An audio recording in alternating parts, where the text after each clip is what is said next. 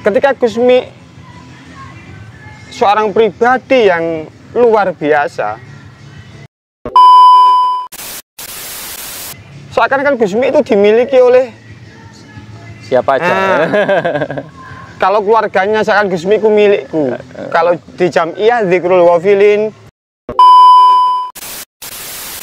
Gusmi itu milikku. Kalau di Nahdliyin, Gusmi milikku. Tapi sebenarnya kalau Gusmi dengan kapasitas kemanusiaannya,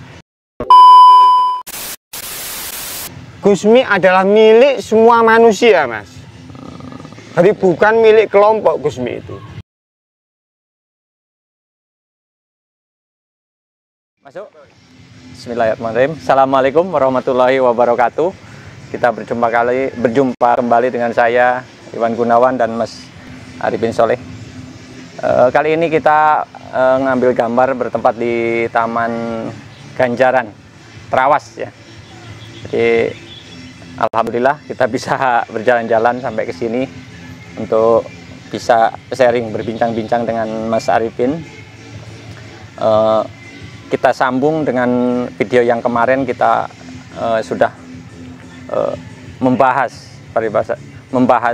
tentang kesusahan atau apa namanya, Mas, permasalahan. Cuman kita sampai ke titik yang lebih jauh lagi kan, dengan contoh-contoh yang dari luar negeri itu ada dengan nama siapa? Uwais Al-Qarni. Kalau di Indonesia itu dengan tokoh Gusmi itu tadi ya. Jadi kita nyambung ke masalah Gusmi aja lah, yang paling dekat dengan kita ya, yang ada di Indonesia. Jadi kita mengulas, membahas niku bagaimana sih atas Gusmi itu kan mempunyai karomah kan gitu kan. Tapi kita nggak membahas ke arah sana. Kita membahas kemanusiaannya Gusmi itu, bagaimana cara memperlakukan keluarga, tawadu sama guru kan gitu kan. Kan dari situ kan masih banyak lagi ya tentang kemanusiaannya Gusmi yang kemungkinan besar lah banyak orang yang belum mengerti tentang ini, yang kebanyakan orang mengerti kan tentang karomah, kewaliannya gitu. Jadi menurut jenengan pripun? Karena sudah bukan rahasia umum, Mas. Siapapun yang kenal dengan Gusmi itu seakan-akan sangat akrab, merasa gitu, merasa akrab sekali. Makanya sering terjadi banyak salah paham di antara orang-orang yang pernah bertemu dengan Gusmi itu, Mas. Makanya Gusmi itu dilabeli kiai unik, kiai antik, nyentrik atau nyentrik, kontroversial kan, karena Gusmi telah menjadi 360 derajat sudut. Tergantung siapa ya, tergantung dari mana sampean memandang Gusmi tadi. Cuman saya tidak mengarah ke hal-hal yang luar biasa atau karomah Gusmi. Ya betul. Tapi Gusmi bagi saya pribadi itu sangat menginspirasi dalam kehidupan kita sehari-hari. Bagaimana beliau terhadap orang tua, terhadap guru, terhadap keluarga beliau. Cuman yang sering saya renungkan itu ketika Gusmi seorang pribadi yang luar biasa, seakan-akan Gusmi itu dimiliki oleh siapa aja. Kalau keluarganya seakan Gusmi ku milikku. Kalau di Jam'iyah Dzikrul Wafilin, Gusmi itu milikku. Kalau di Nahdliyin, Gusmi milikku.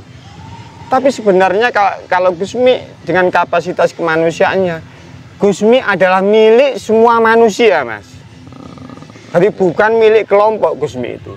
Jadi untuk semua manusia. Sebenarnya Gusmi adalah milik untuk setiap manusia. Untuk belajar, istilahnya itu sudah belajar mengenal Tuhan istilahnya.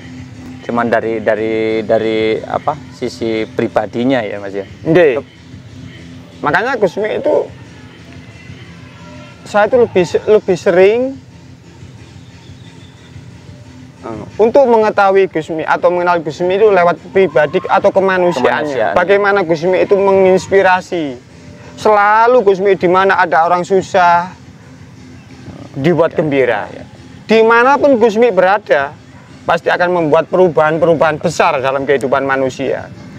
Dekat dengan siapa, Gusmi akan membuat orang yang dekat itu menjadi lebih baik dan pasti bermanfaat. Jadi intinya kalau orang dalam keadaan susah dalam keadaan, kalau berjumpa dengan Gusmi itu kayaknya langsung menemukan solusi gitu kan.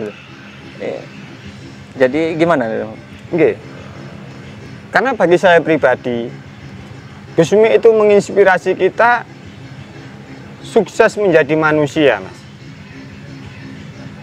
Untuk hal lebih jauh, Gusmi menginspirasi kita itu sebenarnya bagaimana menjadi hamba yang baik itu. Makanya ajaran yang sangat mendalam bagi saya, ajaran Gusmi yang mendalam bagi saya adalah ilmu tauhidnya, Mas. Bagaimana beliau Gusmi itu mengajarkan kepada semua orang yang pernah bertemu dengan beliau bahwa Allah Subhanahu wa Ta'ala itu pasti menang dalam segala hal di aspek kehidupan kita. Pasti menang. Jadi secanggih apapun kita kan. Oke. Dan sepintar apapun kita tetap. Dan memang wajib menang Allah. Gusmi selalu bahkan salah satu dawuh beliau yang sangat sering terdengar istilahnya, sering terdengar dalam kehidupan sehari-hari. Gusmi selalu bilang, dimanapun kamu berada, dalam situasi apapun, Allah melihatmu. Allah tidak akan bisa lepas dari apapun yang kamu lakukan. Dan bertanggung jawablah terhadap apa yang sudah kamu lakukan. Karena apa yang kita lakukan pasti ada pertanggungjawabannya. Dari setiap yang kita lakukan. Oke, dari setiap aspek kehidupan kita, Mas. Iya. Makanya Gusmi terkenal kontroversial, di mana para alim ulama yang mendidik para santri-santri, masyarakat yang sudah terdidik, tapi Gusmi berjuang mendidik preman, mendidik pelacur, mendidik orang-orang yang terlantar untuk kembali menjadi manusia yang lebih baik. Kita kan banyak mendengar juga tentang Gusmi kan. Kata orang-orang ada yang nyeleneh atau banyak sekali lah kan perbincangan di luar sana yang menceritakan tentang Gusmi itu kan. Oke. Kembali lagi dari mana sudut pandang kita, Mas? Bagi saya pribadi Gusmi bukan nyeleneh, tapi Gusmi bagi saya pribadi adalah seseorang yang sudah menjadi dirinya sendiri. Ini yang terpenting. Oke. Bahkan Gusmi sudah bisa menggali potensi terbaiknya sebagai pribadi manusia. Saya belum membicarakan keulamaan beliau atau kewalian beliau, enggak. Saya hanya kemanusiaannya sebagai manusia. Gusmi telah sukses menjadi manusia. Bahkan yang membuat saya terharu, di akhir hayat beliau, Gusmi ngendiko berbicara. Oke, di akhir hayat beliau Gusmi ngendiko, ya Allah, saya mohon maaf, hanya segini saya bisa ngawulo datang panjenengan. Hanya segini saya bisa berbakti dengan panjenengan. Loh, padahal fakta dalam kehidupan banyak orang terinspirasi dengan kehidupan Gusmi. Banyak orang yang tadinya tersesat di jalan yang mungkin secara sehat nggak benar, kembali ke jalan yang benar. Banyak orang-orang, banyak pelacur-pelacur yang tobat dengan kehadiran Gusmi. Yang mungkin tidak bisa dilakukan oleh kiai-kiai yang lain. Terus ini Mas, saya juga pernah mendengar katanya kan di luar sana kan ada yang mengatasnamakan saya ini. Itu menurut jenengan gimana Mas? Saya nggak bisa okay. Ada yang nyeleneh, kadang saya meniru Gusmi kayak gini kayak ini. Itu menurut jenengan itu bagaimana itu cerita singkat kayak gitu itu? Siapapun yang menjadi trend center, Mas, pasti banyak followernya. Pasti banyak. Siapapun yang menjadi tokoh pasti banyak yang mengatasnamakan saya pengikut. Itu sah, secara manusiawi kita sah. Tapi yang jelas yang membedakan adalah ketika seseorang itu mengaku santri Gusmi atau pengikut Gusmi, saya mencek. Nah, ini apa yang saya mencek yang sederhana.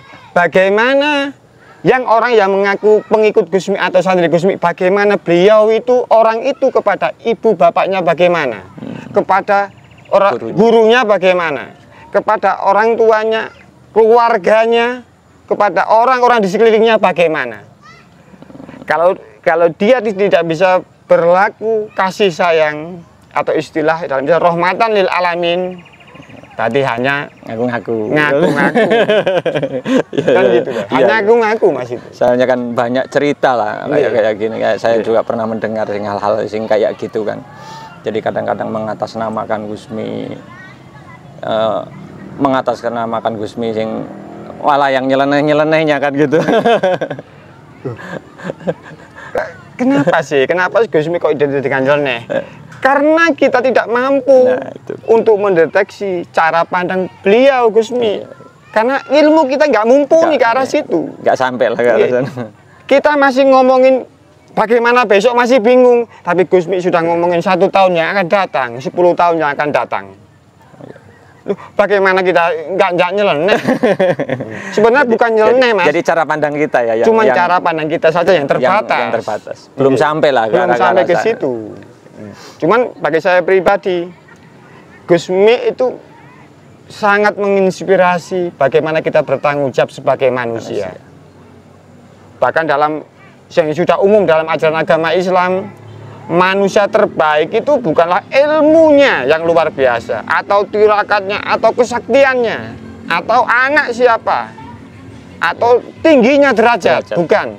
Tapi manusia terbaik dalam ajaran agama Islam adalah manusia yang paling bermanfaat untuk manusia yang lainnya. Sederhana sebenarnya. Cuman kan kita sebagai manusia yang belum mengenal ke arah sana, seakan-akan kita itu membutuhkan itu tadi ya Mas ya. Kayak derajat, pangkat, semua orang kalir lah nih.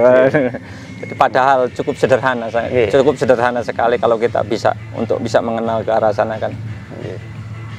Manfaat untuk manusia yang lainnya kan, itu aja.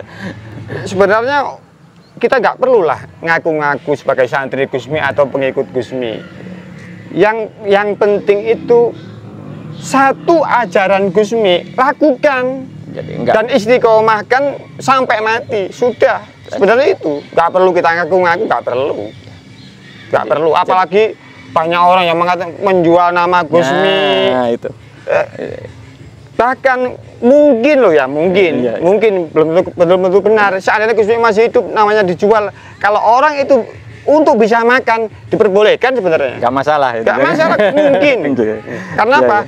Karena Gusmi sebagai pribadi rela berkorban untuk siapapun, bukan hanya untuk keluarga loh Mas. Apalagi rela berkorban untuk manusia, asalkan manusia itu bisa mengenal Tuhannya. Apalagi cuman sekedar menjual nama kan. Makanya bagi saya tadi kan ngomong banyak orang yang ngaku sah-sah saja, silakan, tapi segala sesuatu itu ada pertanggungjawabannya. Kalau berani resikonya ya silakan. Saya kan berani bertanya tentang sampean kayak gitu kan. Adalah saya mendengar sendiri itu kan. Ada yang bilang menjual namanya Gusmi lah, yang gini lah, gitulah, kayak gitu kan. Kita kan ya juga harus berkaca lah dari itu. Kita harus belajar juga kan gitu. Untuk bisa kita jangan sampailah terprovokasi hal-hal yang kayak gitu kan Mas. Jadi makanya bagi saya sederhana. Kalau ada orang yang mengaku, ya silakan. Itu pilihan sampean. Tapi yang pasti ketika sampean milih sesuatu, ya konsekuensinya ya tanggungan. Siap bertanggung jawab. Oke. Harus gitu aja. Tapi bagi saya pribadi, ketika saya mendengar Gusmi, saya ingat Rasulullah. Ketika saya dengar Gusmi, saya ingat betapa saya hamba yang lemah, manusia yang lemah. Untuk saya pribadi loh Mas. Ketika saya dengar Gusmi, tapi saya tidak terjebak dengan apa itu yang aneh-aneh kata orang, enggak. Tapi Gusmi adalah menginspirasi saya sebagai manusia itu penuh dengan kelemahan, penuh dengan keterbatasan, dan kita membutuhkan penghambaan kepada Allah Subhanahu wa taala.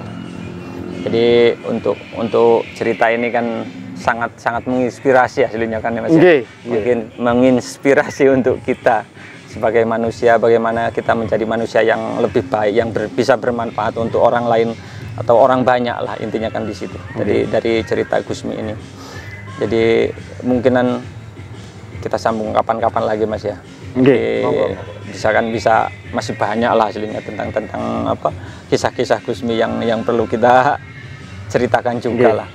Walaupun sementara ini ya cukup sekian dulu, kan bisa disambung lagi. Jadi teman-teman, terima kasih untuk video kali ini, kita cukup sampai di sini dulu. Kita sambung lain waktu lagi lah. Terima kasih. Assalamualaikum warahmatullahi wabarakatuh.